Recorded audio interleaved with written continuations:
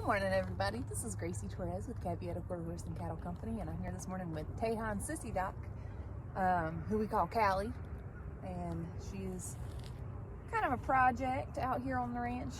Today we're going to talk about holding split reins and why you might hold them a couple of different ways. I'm going to teach you how I do it and what I've learned, and if you know of a better way or a different way that works better for you, feel free to keep on using that way. So if you are schooling a horse or riding in a snaffle bit, you might be inclined to direct rein, and if you are direct reining, you want to hold your reins somewhat like this. I've got my thumbs on my top. I call this part the bridge. So I tell folks I like to have a lot of bridge, so if you need to pull up or school your horse down here, you've got plenty of room to move up here without hitting your saddle horn. And then you've got the tail of your reins that are hanging down like that. So this would be if I was direct reining a horse. If I'm riding them in a snaffle bit or schooling them, I would hold my hands like this. Again, this is to direct rein. A close up of my hands. My pinky is in between the two reins, and my thumb is on top of the two reins, and my other three fingers are kind of wrapped around close tight.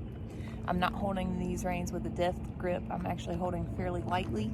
I don't want to hold my reins with a deft grip because the horse can feel about anything that goes on in their mouth, and when you start holding your reins really tight, it'll make your hands sore and it'll make your horse tense about what's going on in their mouth.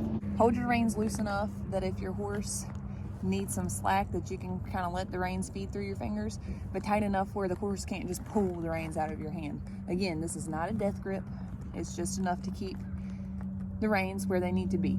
If you need to shorten these reins while you're riding, something that I do is I grab on top and I slide this hand down. That gets my hand closer to my horse's bit or the mouth. So I've got a shorter rein on this side, and same thing with this side. I'll grab on top and slide that hand down. And if you shorten your rein like this, it gives you more bridge, but it also doesn't make you pull on your horse's mouth. People just want to slide their hand down like this. Well, if you just slide your hand down like that, odds are you're putting pressure in your horse's opposite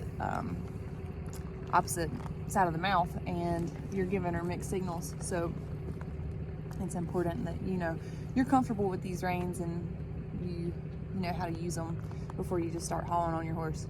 Now, if you're going to go to a show and you're neck reining, you'll hold your reins like this.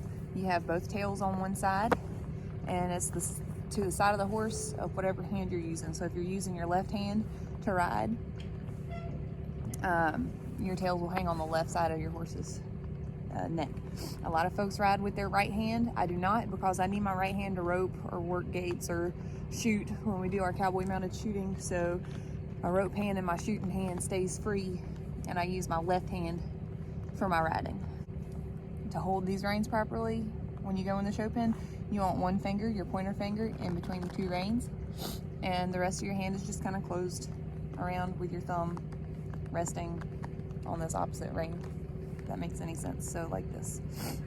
I'll turn to you so you can kind of see what it looks like. If you're schooling a horse while you're neck reining, or if you're doing any kind of sporting events like cowboy mounted shooting, there's no proper rein hold, and I tend to like to ride with my split reins so I can adjust and school my horse when needed.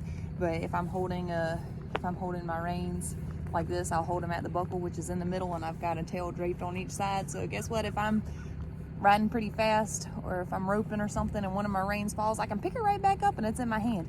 Another advantage to riding a horse like this while you're neck reining them is you can kind of cheat your pinky and your pointer finger and say, hey, I need this nose, or hey, I need your nose on this side, and you've got good leverage here. But if you are in a snaffle bit direct reining, you're going to be riding like this, or if you're schooling in a curb bit and direct reining, you'll ride like this.